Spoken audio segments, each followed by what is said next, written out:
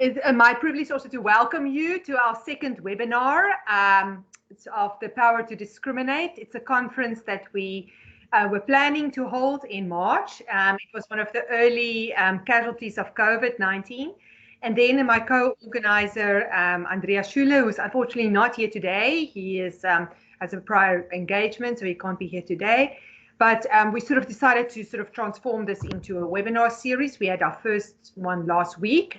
The recording is available. If anybody wants to have that as well, they can also email Estelle. Estelle, thank you so much. Also, all your arrangements.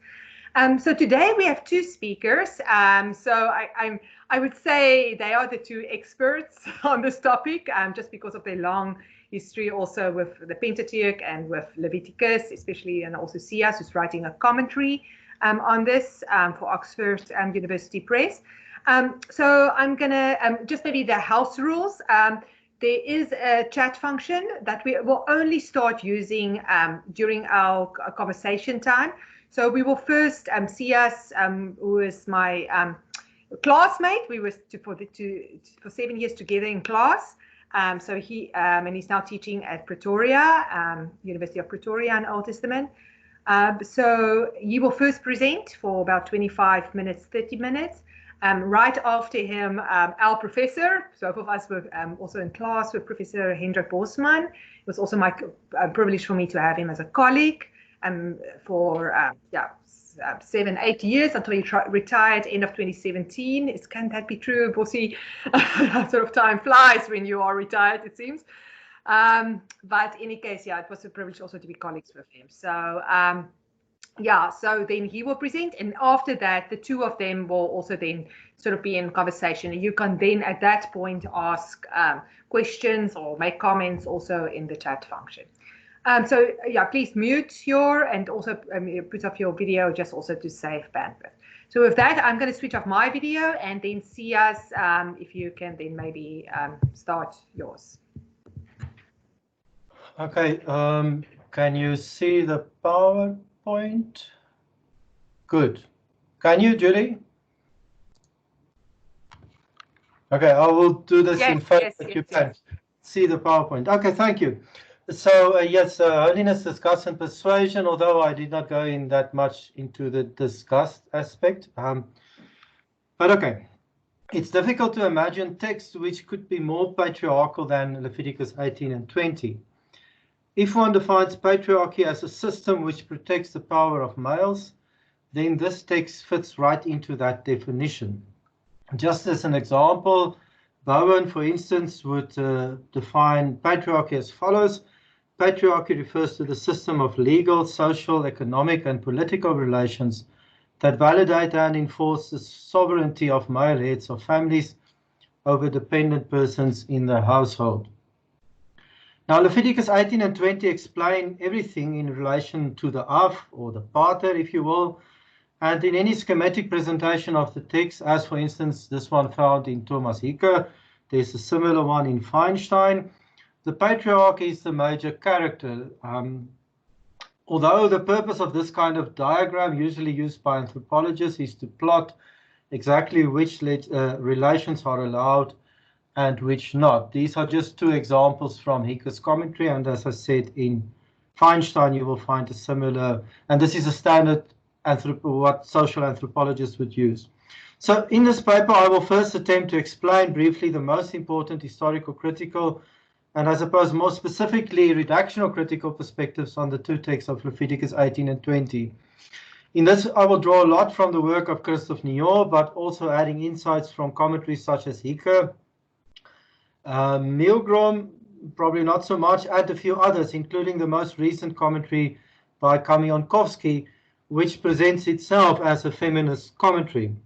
I will then present a more ideological critical interpretation of the text, making use of the work of Julia Ryder, a dissertation done under the supervision of Christophe Niort. So what are the main issues?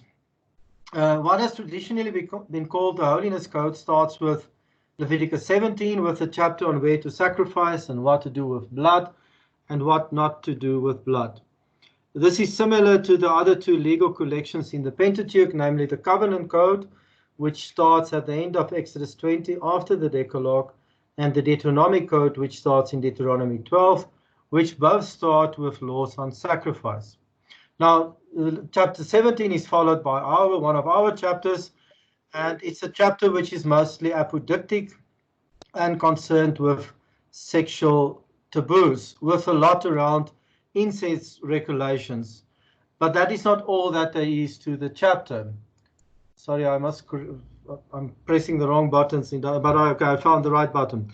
So the chapter, this is Leviticus 18 now, is framed by two exhortations in verses 2b to 5 and 24 to 30, or what is often called paranetic texts. And between these two exhortations, one finds verses 6 to 23, of which 2 to 18 are regulating, I quote, sexual relations with various women and the adversary because they are the same flesh. End of quote. That was from Christophe Niort. Verse 18 is followed by another section entailing verses 19 to 23, which also concerns sex, but is aimed at the nation in general. This is just a summary of the first 18 verses, but then in the next 4 verses we have the infamous laws on sleeping with the woman during menstruation, or sleeping with the wife of a neighbor, giving children to Molech, sleeping with a man, or sleeping with an animal. The one on giving your children to Molech seems a bit odd in a chapter more interested in sexual relations, with a very superficial link between seed, zerah, in Hebrew meaning semen in verse 20, and seed, once again zerah, but now meaning descendants, in verse 21. The structure of this chapter, especially verses 2 to 18, let me just go back, is fairly clear, with regulations starting with members closest to ego and moving further away. Ego is in that construction, the patriarch up there, the triangle. Although this is part of the Holiness Code, and we do have exhortations or paranetic texts, we still do not have the call to holiness, which gives the code its name. Leviticus 19 introduces us first to the language of holiness. And Leviticus 19 is in itself a field of study on its own, with a very diverse mix of laws in one chapter and a lot of questions about the chapter's structure. There are also 2 mentions of sexual issues, with verses 20 to 22 offering a sacrificial solution to a man who had sex with a slave betrothed to another man. I think the sacrifice there in question is the asham.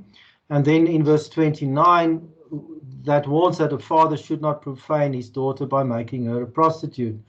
The chapter also has exhortations at the beginning, the middle, at the end, but we will look at that in more detail later. The call to holiness at the beginning, 19:2, is part of the first exhortation. And it is this call to holiness which gives the Holiness Code its name. The call to holiness is repeated again at the beginning and end of chapter 20 in the paranetic parts of that text, of that chapter. A bigger debate in the interpretation of chapter 20 is how it is structured. Most, not all cases of 18:6 to 23 occur here in chapter 20, but now they follow a different order. And here scholars such as Niort and Nico would argue that the order is following the severity of the penalties. One should also keep in mind that chapter 20 is casuistic and thus by definition includes sanctions, whereas 18 is apodictic. Niort argues that we start with the death penalty in verses 10 to 16, followed by transgressions in verses 17 to 21, where the death penalty does not apply and where sanction is not carried out by the community. Niort sums it up as follows. In sum, Leviticus 29 and 10 to 21 are evidence of a precise casuistic system in which the various laws are consistently organized primarily by the nature of the sanction incurred corresponding to the gravity of the case, and secondarily by the nature of the case itself in verses 10 to 16. Since the main difference between Leviticus 18 and 20 lies in the addition of penalties, specifically the organizing principle behind the structure of Leviticus 20 appears to have been conceived of as a means of highlighting the distinct function of this chapter vis-a-vis the parallel legislation of Leviticus 18. And those italics are from Nior. So with regard to the old diachronic questions, Nior shies away from the radical solutions proposed by earlier source and form critics, and for him chapters 18 to 20 form a coherent whole, in which he identifies a kind of rhetorical progression.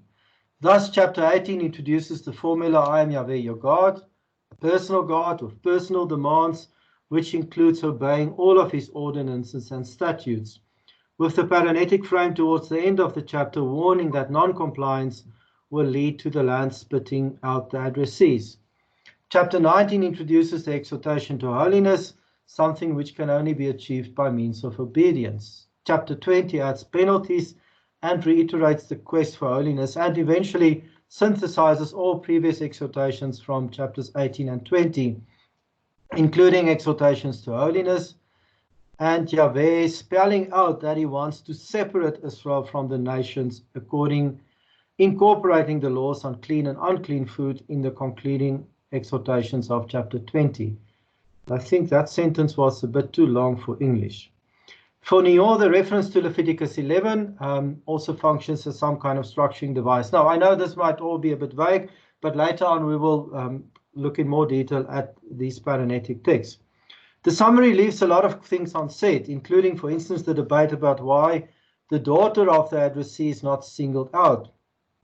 But before going on to Ryder, one other issue which is not so much addressed by Nior is the question of who are the addressees of chapters 18 and 20.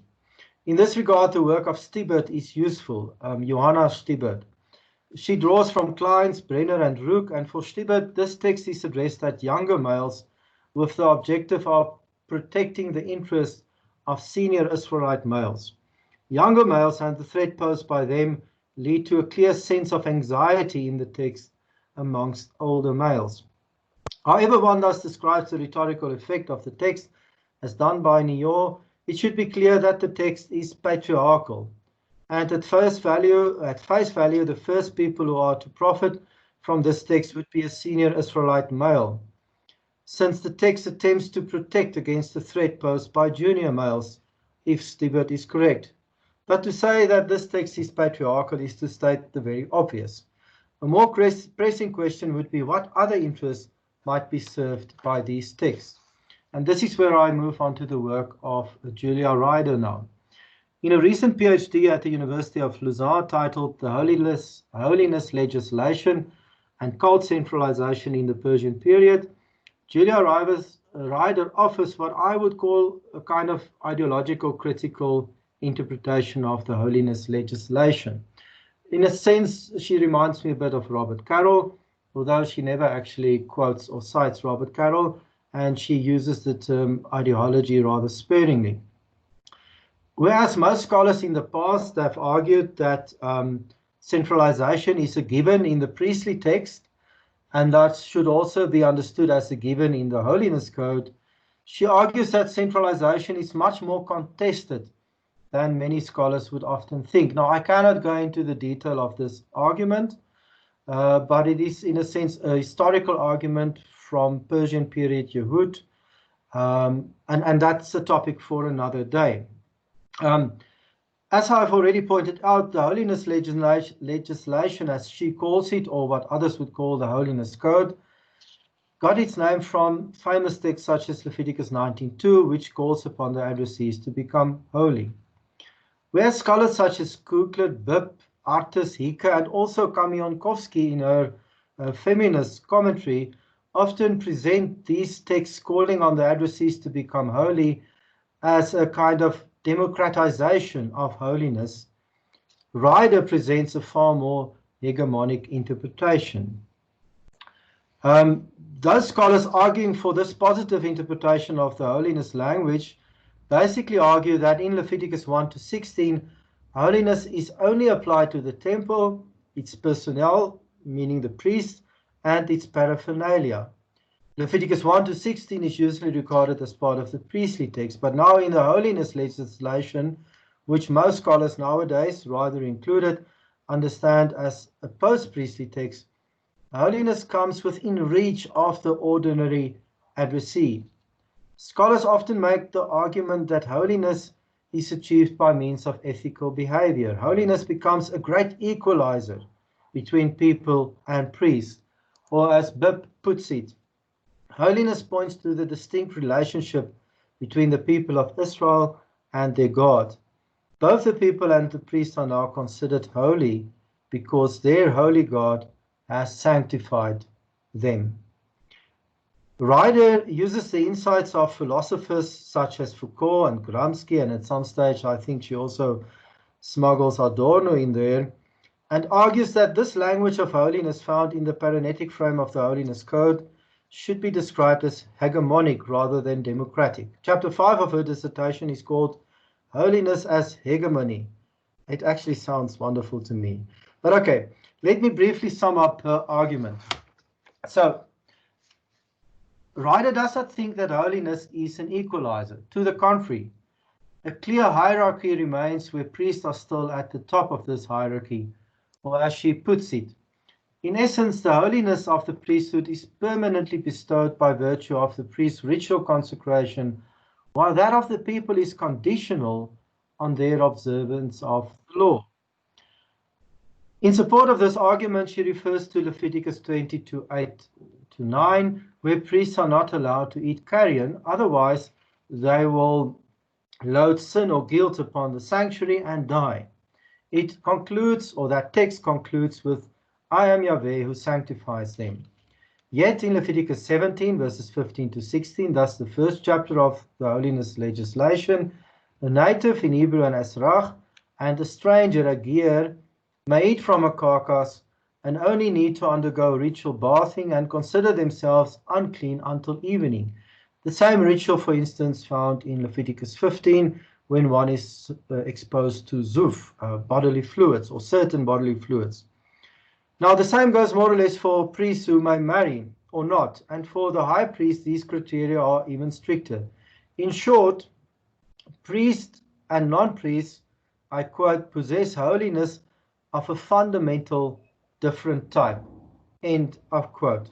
So the next part of our argument is based on the paranetic frame of Leviticus 18-22, and this is basically the paranetic frame of the Holiness Code, but she doesn't really look at chapters 25 and 26. There is a nice debate somewhere in Ruva about what is paranesis, but I'm going to leave that aside for the moment. We have mentioned some of these texts before, since in chapters 18 and 20, they, in a sense, frame the sexual taboos.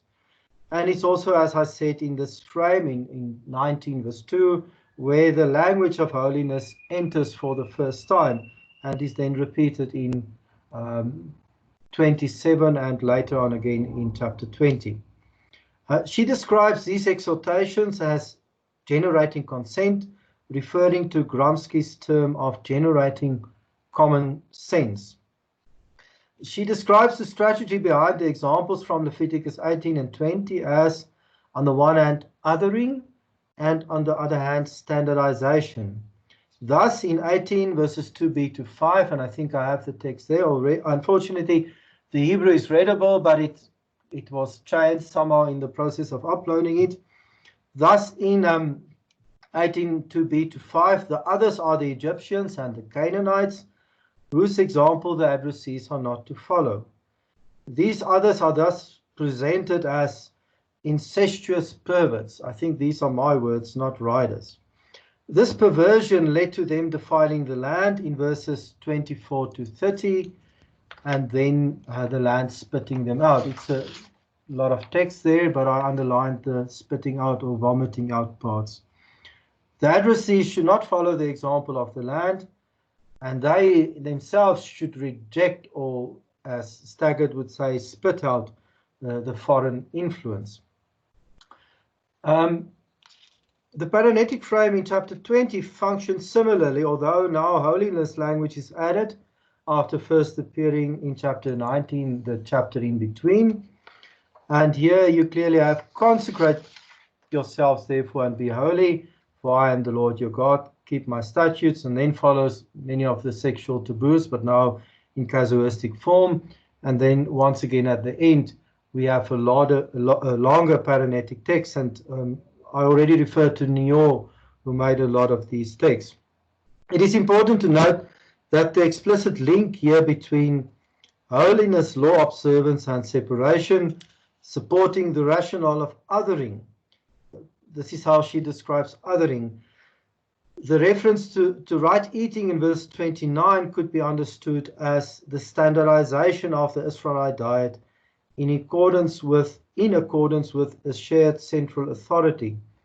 She concludes, this discourse of sanctification via law observance then is an ideological tool for compliance. H requires the Israelites to show unity and conformity with the legal norm, even in the most ordinary of daily contexts. By doing so, H imagines the Israelites emerging as a people whose holiness is made concrete through their conformity. This, in short, is what she means on the one hand by othering and standardization. But she argues for another strategy, namely collective loyalty, and here she focuses on the paranetic frame of Leviticus 19. And there you have the first example of you shall be holy, for I, the Lord your God, am holy. And then, in the rest of the text, it's just those small bits in verse 19, and then at the end, half of 36 and the whole of 37. In this part of her argument, she draws from the earlier work of Nior and also Otto, who identified a structure wherein, I quote, the laws related to communal solidarity are juxtaposed with those concerned with loyalty to the God. The law to love your neighbor as yourself is probably the best example of this communal solidarity, and that law is found in verse 18, just basically in the middle, just there before the paranetic part of verse 19. Then there's also the way in which certain laws from the Decalogue are incorporated into Leviticus 19, and on the previous slide you had an example of that in verses 3 or 4 and 4. You have nearly four commands from the Decalogue present, depending on how you count. Ryder sums up this strategy as follows. Through this discursive strategy, H makes the Israelite status as Yahweh's chosen people contingent on their ability to show loyalty to one another. To be an Israelite and thus part of Yahweh's sanctified possessions is to be bound by mutual obligation to other members of the sacred community. Thus, H effectively precludes any possibility that the Israelites might retain their holy status if they operate as splintered factions. They must act as one and be unified. Now, I cannot do justice to the rest of our argument here. There is still a fairly long discussion of the relation between holiness and Sabbath observance. She shows how holy time is used or co-opted to support the holy place, the sanctuary. And if one were to ask who profits most from this usage of holiness or whose interests are being served, then the answer is clearly the priests who wrote these texts and who were deeply invested in the Second Temple in Persian period Yehud. One last quote by her will suffice. H does not offer the Israelites the means of honoring the Sabbath without engaging the sanctuary cult. To the contrary, the Sabbath serves H's overarching purpose of directing the Israelites' attention back to the central sanctuary and offering its right to set the rhythm of their everyday lives. It reinforces the deity's expectation that all Israel will commit to ceasing labor while sacrifices are being offered at its central shrine, a device which, as already discussed in the context of the festal calendar, reinforces the need for the Israelites, regardless of location, to remain temporarily synchronized with the rites of the centralized cult. So, whereas scholars such as Kugler, Bibb, Artis, Hieke, Kamiankowski see holiness thus as this broad resource available to everybody and as a great equalizer, Ryder sees holiness as the opposite, basically a strategy which zooms in on the sanctuary and focuses the attention of all the adversaries onto the importance of the central sanctuary. So my conclusion, good. Now to say that the text serves the interest of priests, even from a later generation of those who wrote the priestly text, is also stating the obvious. In the same league as saying that these texts are patriarchal.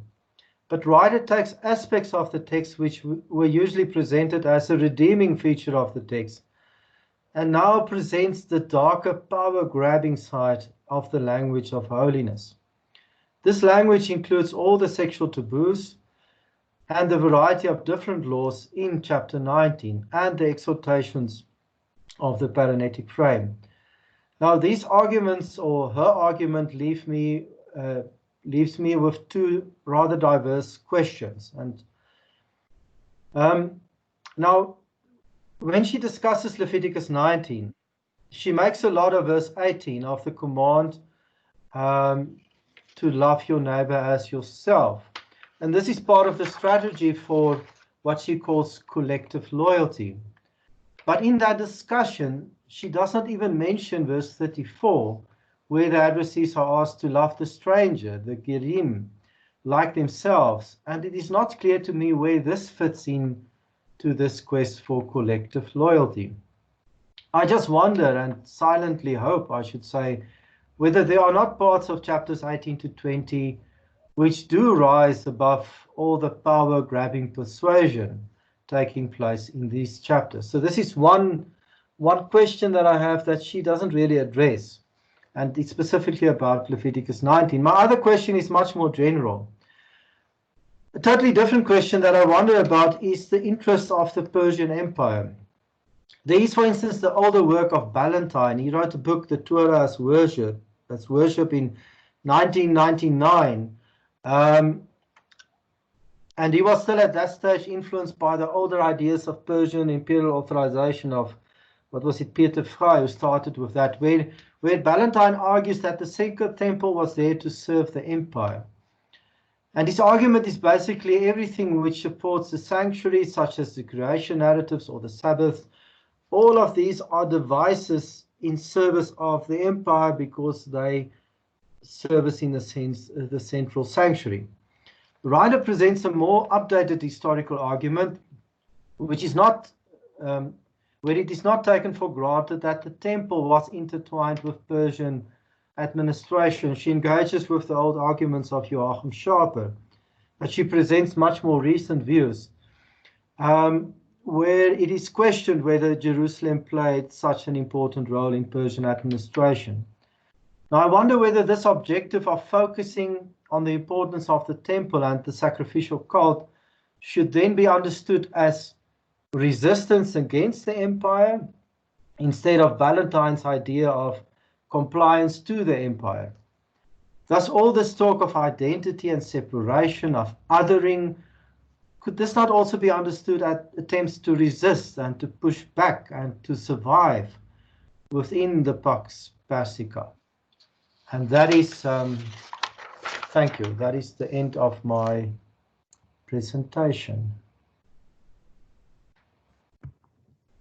Thank you so much, Zias. You raised some very interesting questions and help us, I think, where we in it last time also in terms of sort of what to do with Leviticus 19. Andrea said that you will offer us some good insights also on that. So we are now turning, before we continue the conversation, Bosi, so who will, then sort of lead us also in terms of this topic.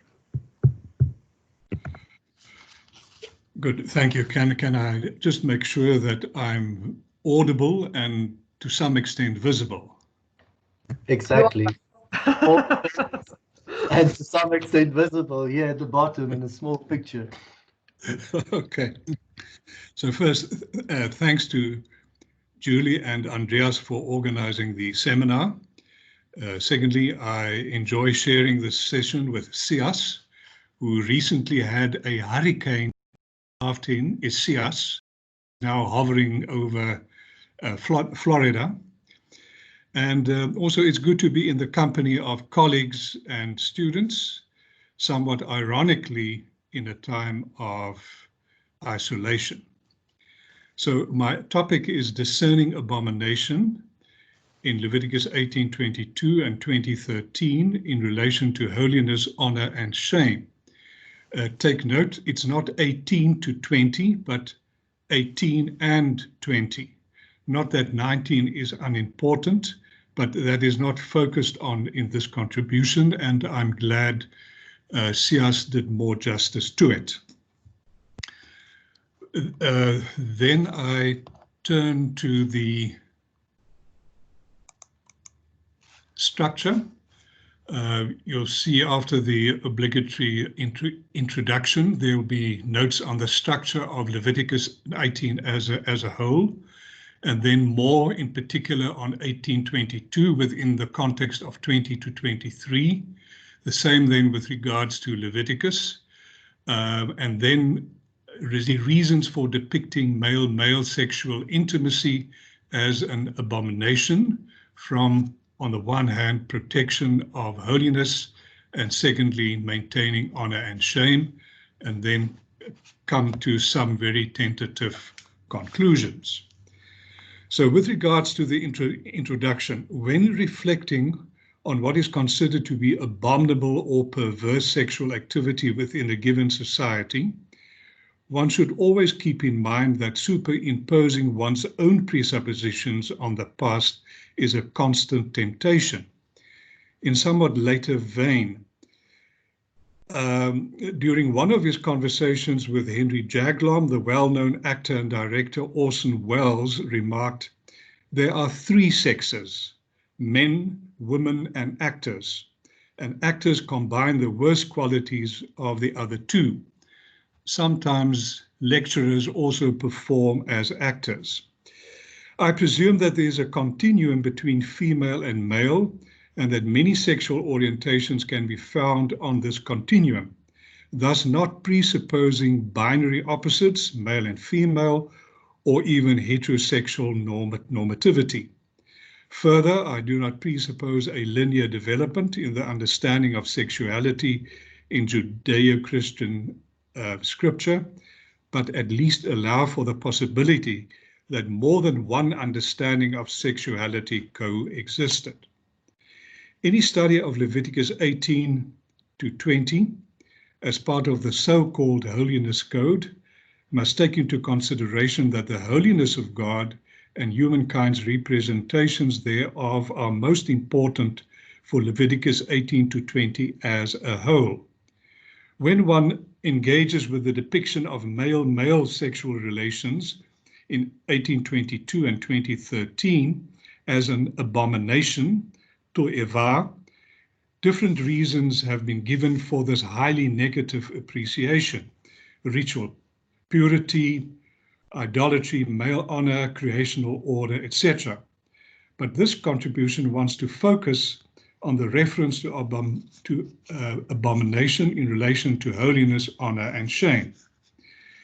So this focus on abomination in relation to these aspects was triggered by a comment by Mary Douglas in a well-known article on the function of justice as the cornerstone of what she refers to as the stern recitation of dangers relating to impurity in Leviticus 18 to 20. Quote, "Idolatry and sex are collected in the outer corresponding chapters, the framing sections in 18 and 20, so as to separate and enclose the laws of chapter 19 about honest dealings and fairness." And then almost as an aside, she says, "Justice is the corner or apex of the pediment." If she uses the concept pediment, it's due to the fact that she has this almost architectural approach to the structure of 18 to 20, presupposing that it resembles the layout of the tabernacle. So at the apex, justice is found in the conspicuous place of honor. So she relates justice and honor in Leviticus 18 to 20. But as a social anthropologist, Douglas seems to take for granted that the honor and shame schema undergirds the moral values of Mediterranean cultures, as we will see in my subsequent brief discussion of the contribution made by Julian Pitt Rivers. This contribution wants to explore how honor and shame might be presupposed in the formulation of prohibition and in the discernment of abomination in Leviticus 18 to 20. Caution must also be exercised when interpreting any section of the so-called Holiness Code, since recent research points out that it can hardly be considered as an independent legal code. It should rather be seen as a type of updating or Fortschreibung through scribal reformulation within the priestly tradition that enables balance or compensation, as Konrad Schmid calls it, the type of Ausgleich between Deuteronomic and Deuteronomistic existing prohibitions on the one hand and priestly traditions on the other. So let us turn to the structure of Leviticus 18, and I will try not to overlap too much with what Sias and Andreas has already communicated. So Leviticus 18 is presented as an older divine imperative, so-called apodictic law, communicated through Moses to Israel, not to follow the acts of incest in 6 to 18, combined with different forms of forbidden sexual relationships in 19 to 23. The following subsections can be detected in chapter 18, and possible references to holiness, honor, and shame will be then highlighted. So we get in 1 to 2, the general introduction, I am the Lord your God, introducing the following collection of legal instructions, focus on sexual activity, implying divine or royal authority, deserving of obedience, and I might add, honor. Then we get an extensive parenetical frame in the second person plural in verses 3 to 5 and later on in 24 to 30. The Lord prohibited Israel through Moses not to do sexual unions as ascribed to Egypt, where they came from within the narrative frame of Leviticus, and on the way to Canaan, where they are heading to. So Mesopotamian nations and other neighbors are absent in this distancing from other nations. And the emphasis is then placed on Egypt and on Canaan in verses 3 to 5. In the concluding exhortation, the preceding acts of defilement collectively cause the land to spew out or vomit its Canaanite inhabitants, allowing the Israelites to take possession of the land and maintain the possession of the land by being obedient, may I say also honorable. Then I think we come to a sometimes neglected verse 6, which might act as a thematic superscript or heading for what follows. Now, the doubling of ish, I think, indicates that it is emphasized that what follows is a combination of two synonyms in construct state, the she'er and the bashar, that refers to flesh or body, and suggests emphasis or some form of superlative statement. No man of you shall come near to any of his flesh, and the combination of she'er and bashar probably refers to close relatives or kin. And I would then emphasize members of the extended family or clan.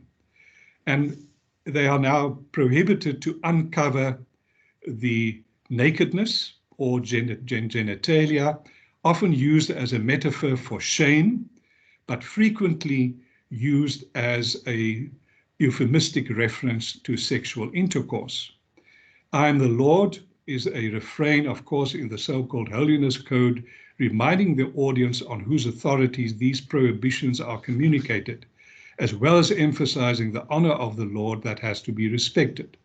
So in agreement with Mays and others, it is presupposed that verse 6 is the point of departure. No one of you shall approach anyone near of you to uncover nakedness, causing shame. For verses 7 to 18, that then entails an extensive kinship pattern covered by the law. Thus, honor and shame seems to be suggested as a lens to read the following. Not the only lens, but I would argue a neglected lens. We then turn to the apodictic prohibitions against revealing or uncovering shame as possibly a euphemistic reference to sexual intercourse within the Beit Av or within the Mishpacha, the extended family or clan. Take note that this is then in the singular. The forbidden sexual acts indicated by repeating the euphemistic phrase not to uncover the shame or the erva, which is repeated at least 12 times and more, included sexual intercourse with closer relatives, ranging from the stepmother, and Sias has already referred to the different members of this extended family.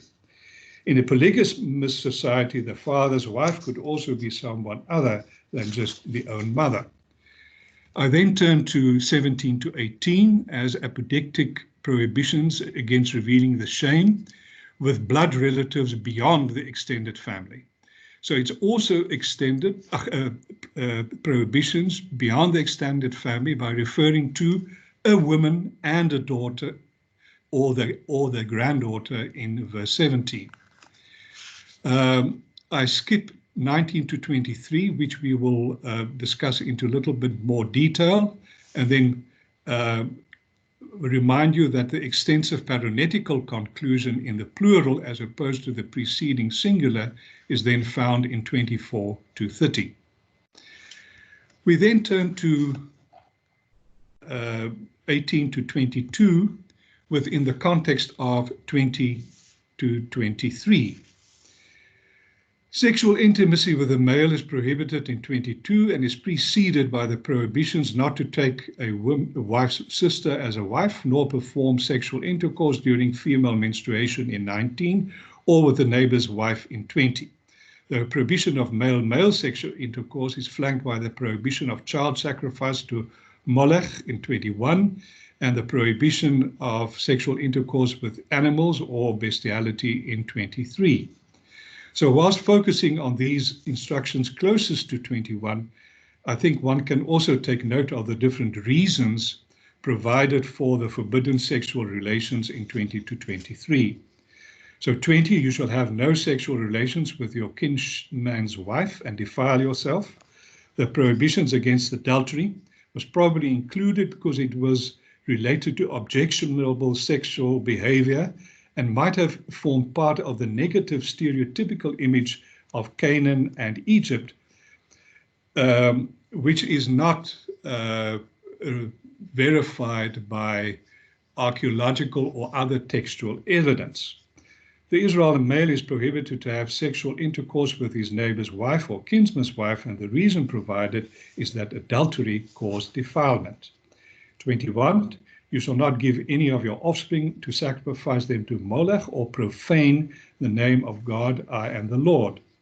Any offering or sacrifice to Molech, an ancient Near Eastern deity associated with the nether world, Sheol, is strongly condemned in the Old Testament.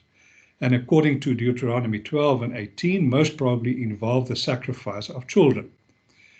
According to Micah 6:7, the sacrifice of the firstborn took place in Israel and was possibly related to Molech worship. Such a sacrifice, I would suggest, was shameful, causing God to have an unfavorable reputation amongst Gentiles. Profaning is used in relation to the sanctuary of God, holy food, and the Sabbath. The reference to Molech is interesting. Molech, the patron god of the Ammonites, neighbors, and its pronunciation in Hebrew allowed for puns and wordplays on the Hebrew noun for shame, bullshit. In several other texts, this Ammonite god is then a king, but with a vocalization of the noun for shame, Melech being transformed into Molech. 22, then, you shall not lie with a male as with a woman. It is an abomination. The only explicit prohibitions of male-male sexual intercourse in the Hebrew Bible are found here and, of course, in 2013. And one must reflect on the possibility that since it's preceded by cultic transgression, sacrifice to Molech, some link to the cult can also be presumed. The possible link to the cult seems to be affirmed by using to'eva, abomination, and this term is often used in the cultic sphere to express loathing for idolatrous purposes, and that you find in Deuteronomy 7, 27, 32, and also in 2 Chronicles 23. So Louis might inform us also how it is used in 2 Chronicles. There might be also an allusion to, then I'll skip that, 23. You shall not have sexual relations with any animal and defile you, nor shall any woman give herself as an animal for sexual relationships. Here I will skip quite a considerable section. We might come to that if there are questions in this regard. So I now turn to Leviticus 20, where we find a general introduction into A, similar to 18:1 to 2. And then we continue with prohibitions with regards to Molech, and continue then with prohibition of spirit mediums and wizards against divination and soothsaying. If the Molech cult had somehow to do with the nether world, this would make sense, having it in close proximity to this prohibition of divination and soothsaying. Then in 7 to 8, we have this paranetic instruction to maintain the holiness of Yahweh, 7 to 8. It contains no legal instruction, but seems to function as a paranetic bridge with the subsequent prohibitions that were punishable by death. There's a clear correspondence between the paranetic rhetoric in verses 8 and 22. The call to be holy can be fulfilled by the imitatio Dei, the imitation of God. And this is similar then also to what Sias also referred to in Leviticus 19, verse 2. Then the apodictic instruction that all who curse their parents must be put to death. This is also, I think, neglected in many of the interpretations of these chapters. At first glance, it is baffling to make sense why an apodictic prohibition of the cursing of the parents form part of a collection of casuistic sexual prohibitions in 10 to 16. The prohibition of dishonoring the parents have both the mut yumat punishment, which is more apodictic, and the judgment formula related to blood guilt, which it has in common with the verses 10 to 16, indicating a similarity in the seriousness of the transgression, not that all had a sexual connotation. It would make sense if the protection of parental honor in verse 9 resonated with the protection of the honor of both Yahweh and Israel in verses 10 to 16. Then we turn to the casuistic prohibition of sexual transgressions in 10 to 16, where the prohibition of male-male sexual intimacy forms part of these casuistic prohibitions of sexual transgressions in 10 to 16 and framed by the preceding apodictic instructions on punishing the cursing of parents, maintaining the honor of father and mother, as well as the paranetic instruction to safeguard the holiness or honor of Yahweh. Then I will skip the sections on the casuistic prohibitions of revealing and uncovering the shame as possible euphemistic reference to sexual intercourse within the Beat Av or the extended family in 17 to 21, and the concluding paranetic instruction in 22 to 26, and the prohibition of spirit mediums and wizards or soothsaying in 27. Then I turn to notes on Leviticus 13 within the context of 10 to 16. The death penalty is found in 10 to 13 and 15 to 16, combined with the formula of the blood is upon them, the judgment in verses 11 to 13 and 16. Verse 10, if a man commits adultery with the wife of his neighbor, both the adulterer and the adulteress shall be put to death. So although adultery was clearly considered to be a serious transgression, hence it being punishable by death, it is not viewed as an abomination. I skip the discussion I have with Jonathan Burnside on the prohibition of adultery, in which he argues that these are quotes of the Decalogue, and that adultery is representative of sexual transgressions in general. I agree that there is an existing normative tradition, but the existence of the normative tradition does not imply that the author is quoting the Decalogue as we know it. And furthermore, although adultery includes cultic and sexual transgressions in general, it was more common in prophetic literature, especially in Jeremiah, than necessarily in the Pentateuch and specifically in the Holiness Code. Then I skip the discussion on 11 and on 12, and then pay a little bit more attention on 13. If a male lies with a man as with a woman, both of them have committed abominations, shall be put to death, their blood is upon them. As in the preceding prohibitions in this sexual transgression, male-female intercourse will be punished and put to death. The qualification of the sexual transgression as an abomination suggests divine displeasure and wrath that forms part of priestly parenetical rhetoric to express strong displeasure and abhorrence. This prohibition should not be understood as part of ancient Israelite criminal law. I mean, there's no example that it was applied in any narrative part of the Old Testament, but as strongly worded priestly paranesis. As I've already indicated, different reasons for rejecting male-male sexual intercourse have been suggested, and it is important that within the family context, offspring is of crucial importance for the inheritance of property. Seed or semen is precious, and holiness should not. Seed or semen is precious and holy, and should not be mixed with other bodily fluids. This type of sexual intimacy should not be evaluated as moral deviance or illness, but should be understood that this prohibition, and it should not be understood as just incorporating other sexual transgressions, pas pro toto argument, etc.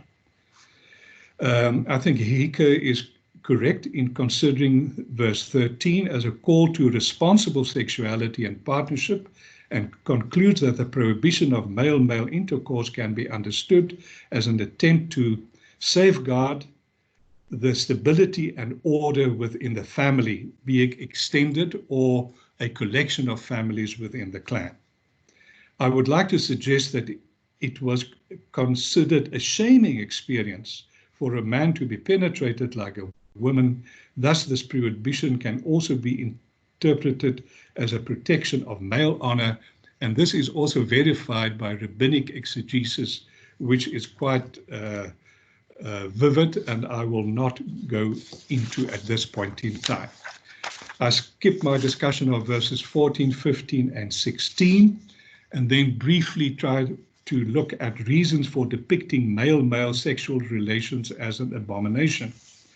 In an interesting study of Sumerian taboos as background to biblical abominations, William Hallow established that in the millennium separating Sumerian, second millennium, and Babylonian, first references to taboo or abominations, the emphasis shifted from a principal preoccupation with morals and manners to at least equal concern with cultic matters. So it's interesting, the so-called focus in the first part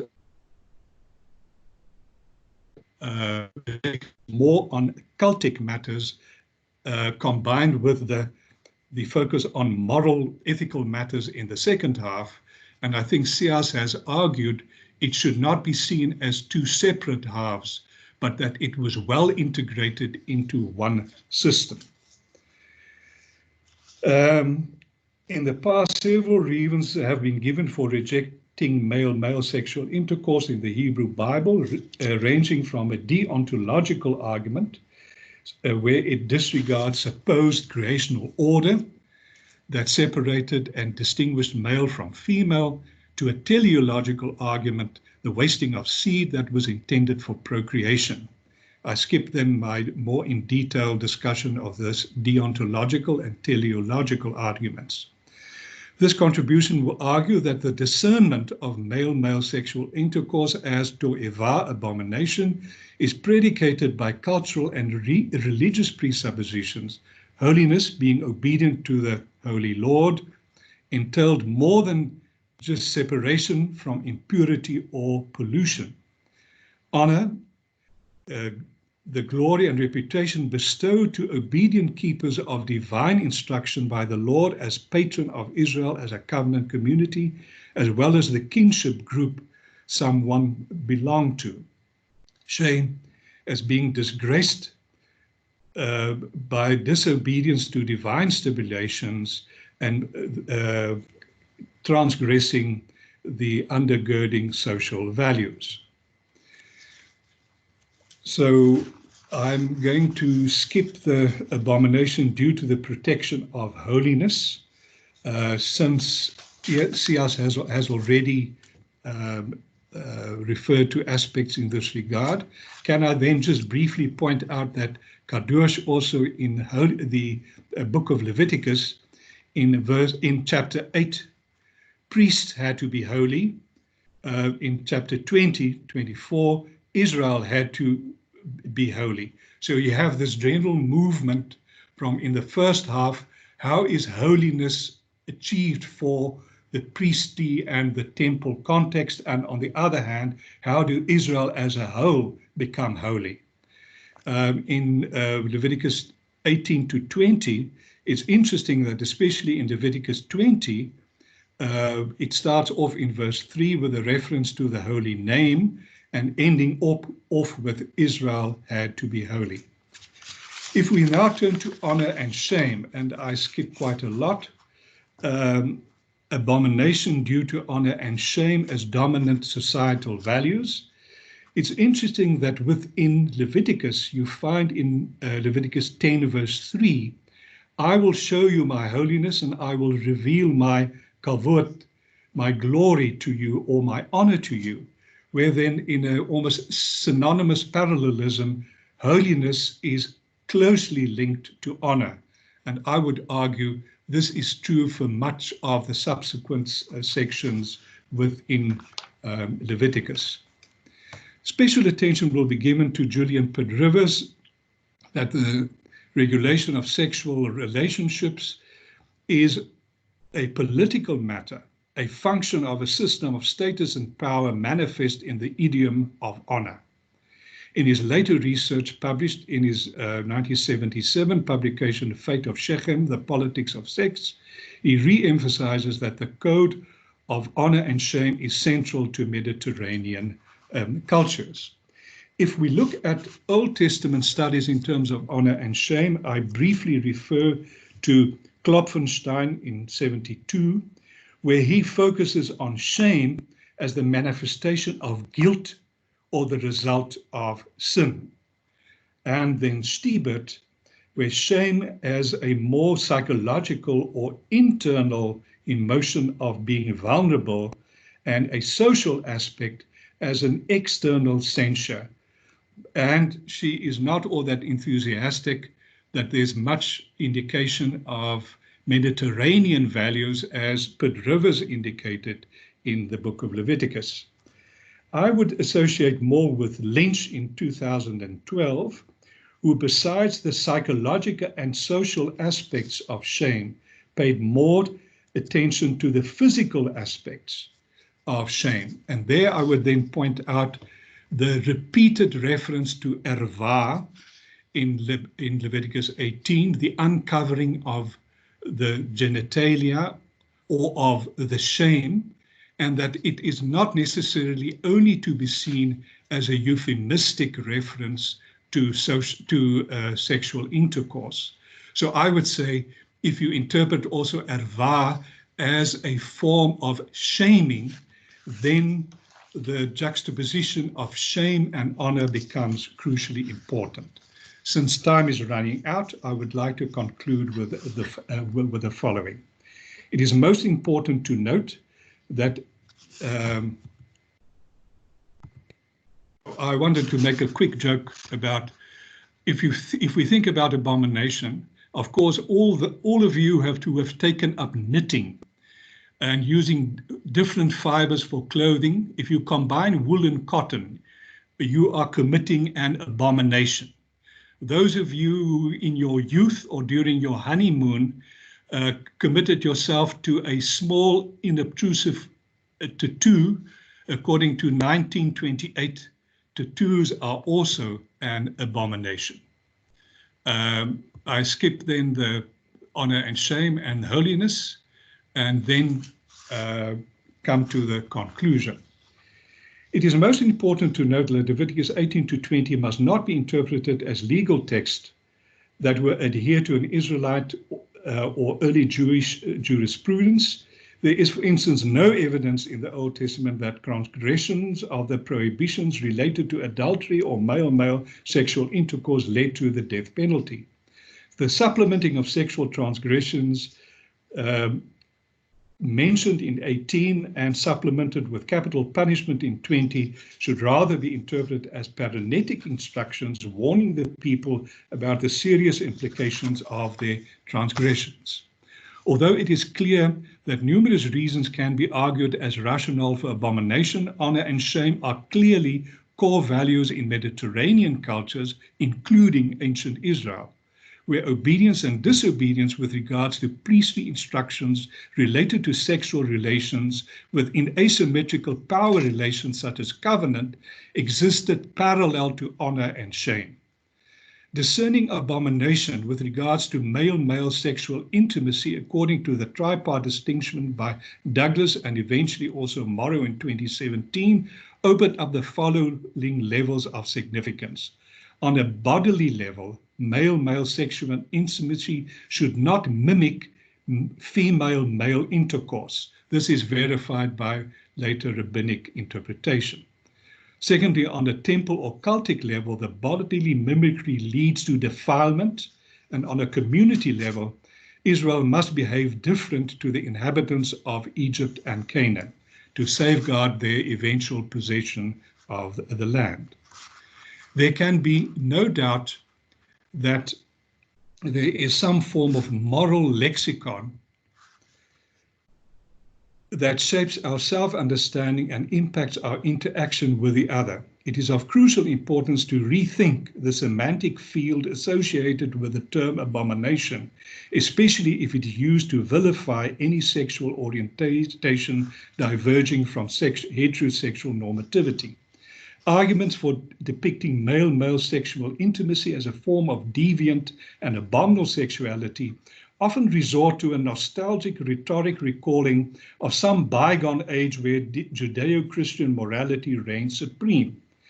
This supposed golden age of adherence to Judeo-Christian morality never existed.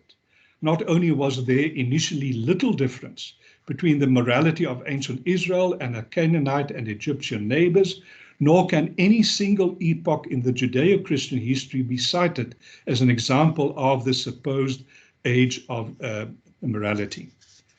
Leviticus 18 is read in the synagogue during the afternoon service of the Day of Atonement, and several reasons have been suggested for this liturgical practice. May our interpretation and appropriation of these texts be less divisive and more atoning. This atoning function is possible, I think, when the prohibitions in 18 to 20 related to abomination and the maintenance of honor and shame and of holiness are fundamentally transformed by the essence of chapter 19 that connects them. Love thy neighbor and the foreigner as thyself. Thank you for your patience and sorry for transgressing into the time for discussion. Thank you so much. Thank you so much. I really appreciate the way your and Sias's paper sort of coincide and align, and also the notion of how this power grabbing, sort of thinking about that, sort of actions of the priests also, on the other side, leading to the question of more atonement and less division. So thank you so much. It's very stimulating, both of your papers. Sias, if you can maybe switch on yours, Bossy, and then you can just unshare yours. Okay, maybe I can request control. So see if I can help there. So okay, there you go. Perfect. So Bossy, you can keep on your video maybe, and then there is already questions in the feed if you see. So I see from Christo Lombard, as an abominable snowman, having committed both abomination of wearing mixed textiles and sporting a tattoo or two. Thanks for the joke, Ossie. I have a question to both speakers, please. How important were these regulatory matters in the real lives of ancient Israel Jews? Did these regulations rule their day-to-day lives, or were they mostly idealized ideological standards to which the community had to aspire? Bossy, who's disappeared now, so you can put conveniently, because it's a good question. Bossy, come back, please. How can we know that? I can imagine that the one on incest, all the laws on incest would have been part of their daily lives, and not to sleep with your neighbor's wife and all of that. But for instance, that law, verse 19, which Julie spoke about a lot last week, on sleeping with a menstruating woman, there's a clear tension between what we have here in chapter 18 and what you have earlier in Leviticus 15, where it's okay, you just have to go through a few rituals and it's fine. And so I think when you ask Chris this question, you will have to look through each one of the different laws, if you will, and maybe compare it with the narrative text. I think to a certain extent that's what Stiebe does in a book. But that's the best answer I can give at this stage. I mean, obviously, sleeping with another man's wife, you are trespassing on his property, so that's part of the Ten Commandments in any case. And many of the laws in Leviticus 19 are also part of the Ten Commandments, but then it's a question how much that was part of their everyday life. Was that, or were they mostly idealized ideological standards? Yeah, it's probably a bit of both. It's, in a sense, some of them were probably real and others were more like this ideological dream. But where's Bossy now? What happened to him? Bossy? I absconded and hopefully have returned. But do you want to add on to the question? Yeah, you have a suggestion or to Christo's, yeah. Could you just briefly repeat the question, please? I think Sias probably adequately answered it, but can I respectfully also listen to it? Bossy, while there's in the feed, in the meeting chat, is Christo's question. So maybe you can read it after the abominable snowman. So if you can just read that, and maybe in the interim, so, Dion has a question. Dion, do you want to sort of ask your question yourself, maybe? So if you don't mind. Yeah, thanks. Hi, everybody.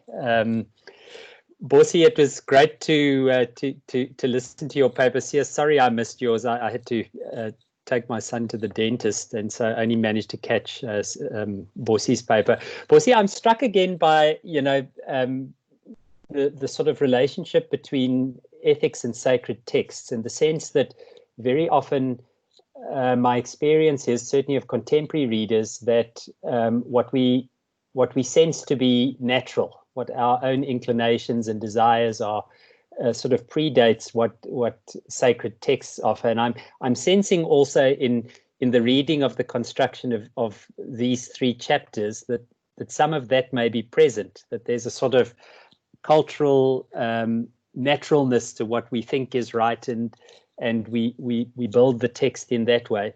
You know, I don't know what your sense is with you know, how texts were constructed in relation to how they're used in contemporary biblical ethics. Yeah, I think I, to some extent, agree with Phyllis Bird's very short definition of to'eva as being the transgression of boundaries. Now, I think we must be careful to overemphasize boundaries as being some sort of presupposition that entails creational boundaries there from Genesis 1 onwards. I mean, most of the Old Testament was formulated and reflected on without Genesis 1.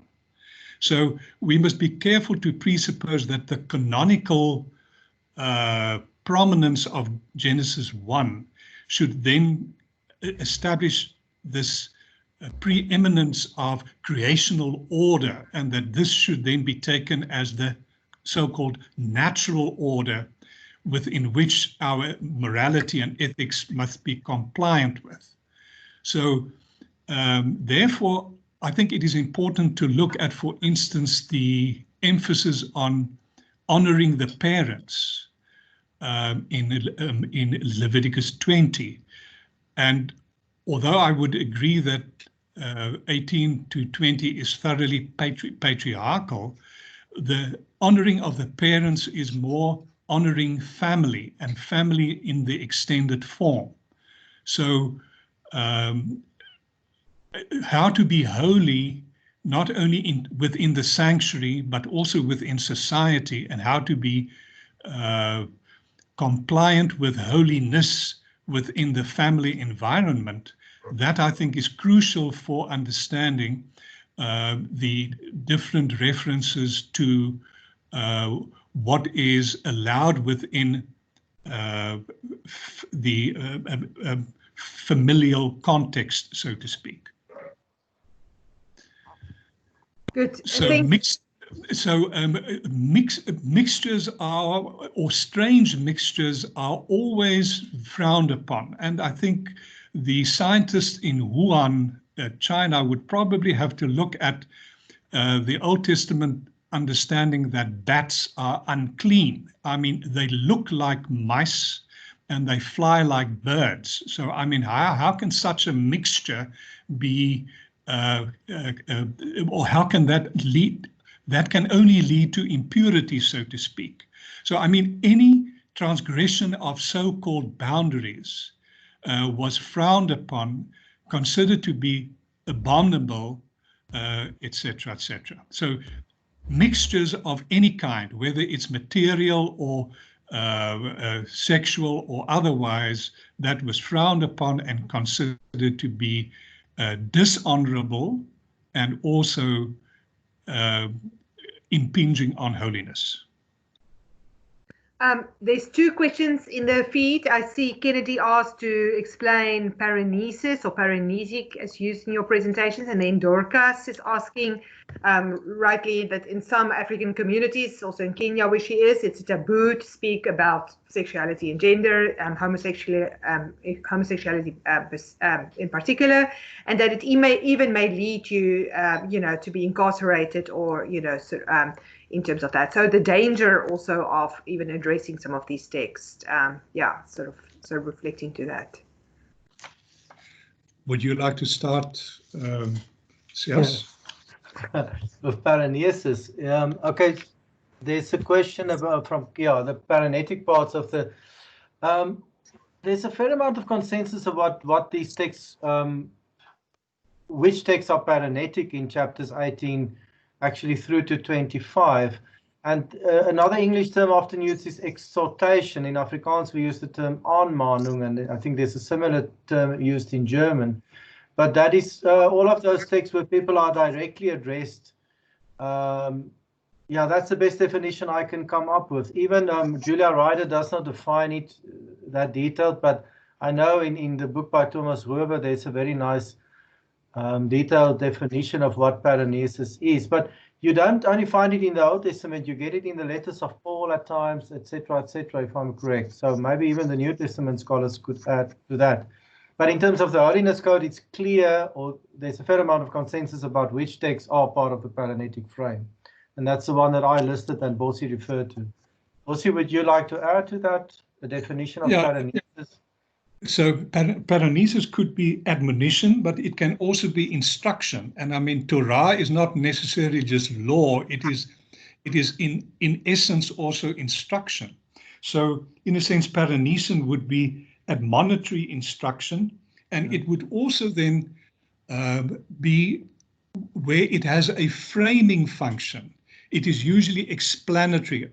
So therefore, I think it's always important to look if there is an introductory and concluding instruction, how does that frame and explain what is sandwiched inside, so to speak. Maybe thoughts about raising some of these topics in an African context. I mean, both of you live and teach in an African context. Well, you know, I've asked students in the past, can you consider Shaka to be gay?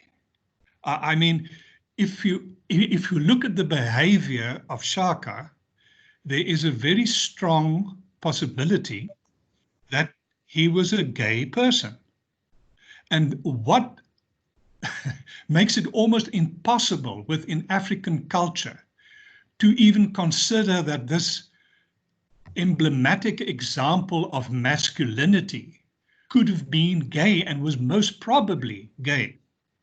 So our ability to discern is so culturally determined. And I think there I like Sias's ideological critique. We must critique our own cultural presuppositions, also when we try to make sense of sexual presuppositions, etc., etc. So not to just accept that it is a given, but it is also open for critical scrutiny and also to entertain alternatives to what we have been almost socialized to accept. I can maybe just add to that, and just before COVID, is the world before and after COVID, I was the very last class that I could teach in Flesh was with the MDiv class on the week block on gender, culture, popular culture, religion. And in that class, we always watched also sort of a film, you know, sort of dealing also some of the issues regarding sexual orientation and the intersection with gender and culture. And so this time around, I showed The Wound, which was very controversial when it came out. It was banned. It's about a causa, sort of also in the initiation rites, and it was quite a pedagogy of discomfort. But it was such an amazing sort of learning opportunity, I think, for all of us.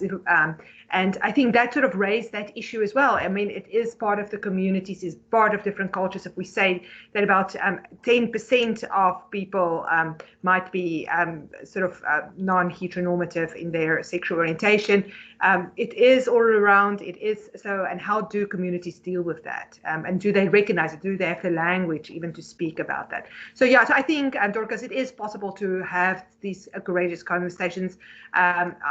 who's one of our partners, works a lot also in your home country and in other countries all over Africa, and having these dialogues and conversations to be able to speak about issues also regarding sexual orientation.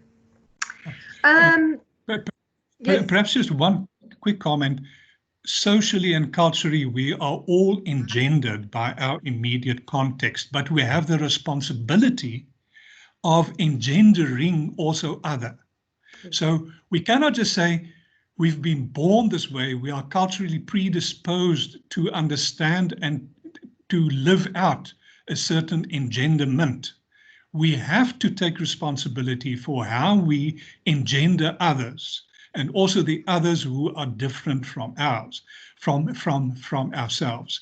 And that is, I think, where atonement is perhaps an interesting lens to ask how this appropriation in terms of engendering others should take place.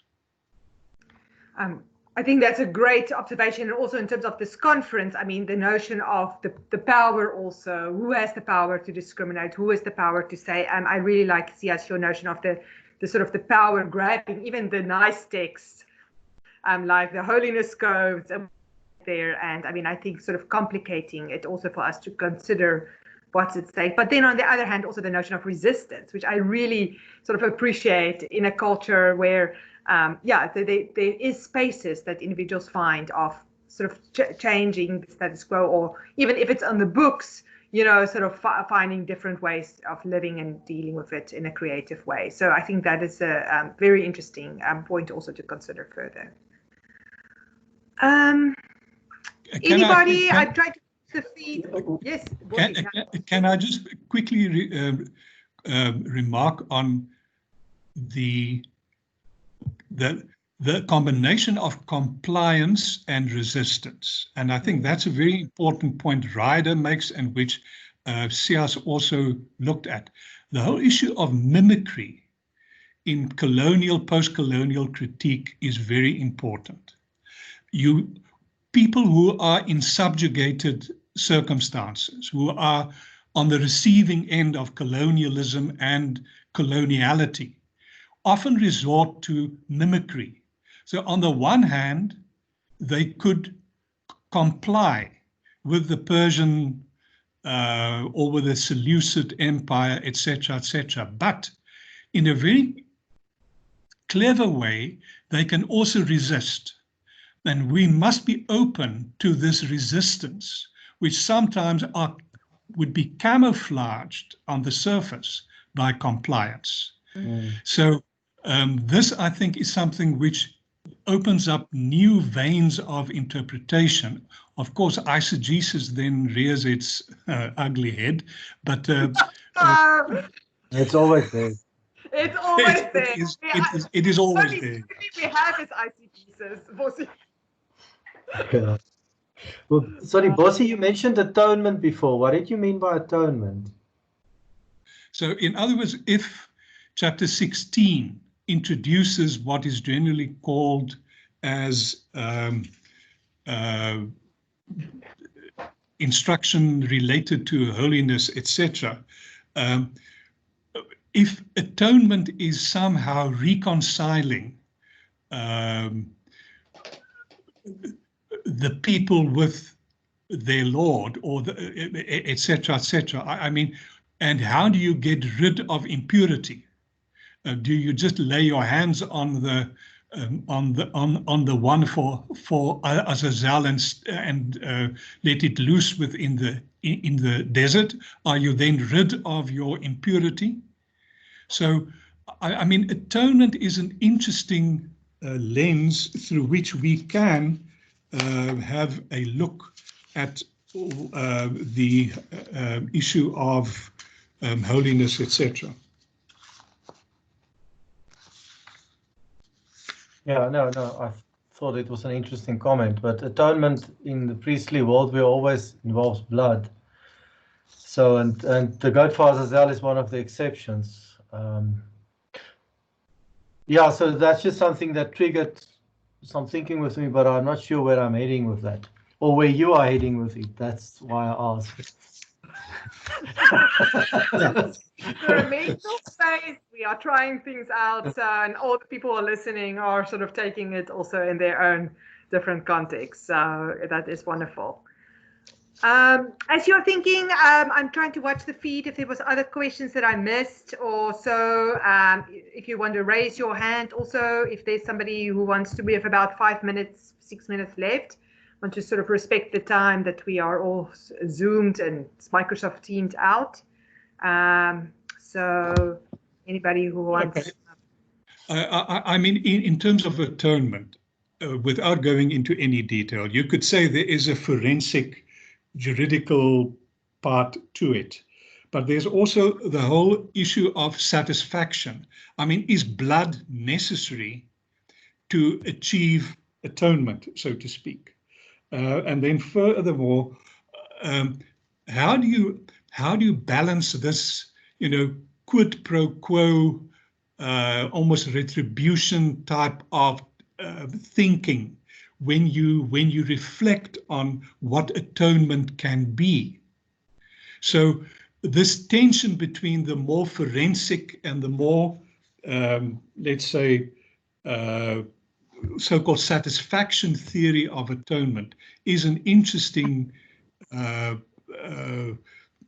direction one can continue in reflecting on atonement.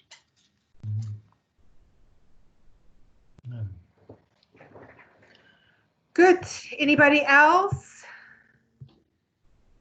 Thank you. So thank you also to the people, the colleagues from Pretoria. This is so wonderful to commune in this space.